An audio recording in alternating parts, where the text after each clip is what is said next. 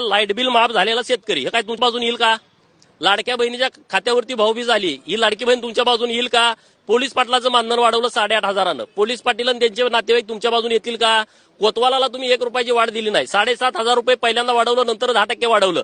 कोतवालाचे पै पाहुणे तुमच्या बाजून येतील का? आमच्या बाजून येतील. अंगणवाडी ताईंनी किती वेळा आझाद मैदानावरती मोर्चा काढला, आपल्या सरकारनं त्यांचं मानधन वाढवलं, मदतनीस ताईंचं मानधन वाढवलं.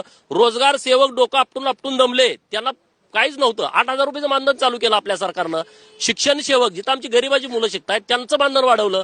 कंत्राटी ग्रामसेवक एखादा नाही, हा विषय खूप मोठा आहे. ओबीसी पूर्ण ताकदीनं या सरकारबरोबर राहिलाय, पूर्ण क्षमतेनं.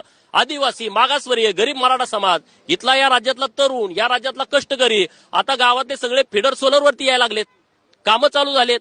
सकाळी 7ला लाईट येणार, संध्याकाळी 7ला जाणार. रात्रभर जो शेतात जाणारा शेतकरी तुम्हाला मतदान देईल का?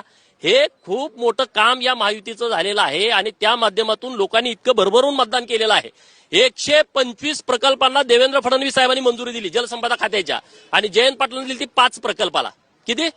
5 प्रकल्पाला. माहिती घ्या तुम्ही, 2.5 वर्षामध्ये 5 प्रकल्पाला पाण्याच्या मंजुरी दिली. जयंत पाटील जलसंपदा मंत्री असताना आणि माझा नेता देवाभाऊ असताना 125. आता ती लोक मतं कोणाला देतील? नाना पटोलेला ती लोक मतं देतील, शरद पवारांना ती लोक इथं उद्धव ठाकरेंना फेसबुकवर बसून देतील का? हा साधा विचार करा ना. अनेक झोपडपट्टी धारकांची घरं त्यांनी कायम करून दिली. आणि एक ना अनेक विषय आहेत या महायुतीच्या यशामध्ये, अनेक बाजू जोडलेल्या आहेत, अनेक लोकांनी मदत केलेली आहे. आणि मग ह्यांचं गाणं जातं ईव्हीएम वरती, तर तसा काही नाही, त्याचा काही उपयोग पण नाही. ग्रामीण रस्ते 3 टप्प्यामध्ये केले मुख्यमंत्री सडक मधनं. कधी तुम्हाला अक्कल होती ग्रामीण रस्ते कसे करायचे? ग्रामीण रस्त्याला कधी निधीच मिळत नव्हता. 40-40 हजार किलोमीटरचे 3 टप्पे केले. गिरीश भाऊनी या राज्यामधल्या 400 मंदिरांचा जीर्णोद्धार केला. देवा श्रद्धाला असणारी लोक आहेत का नाही? का सगळे नास्तिक आहेत? या महाराष्ट्रामध्ये राहणारी लोक.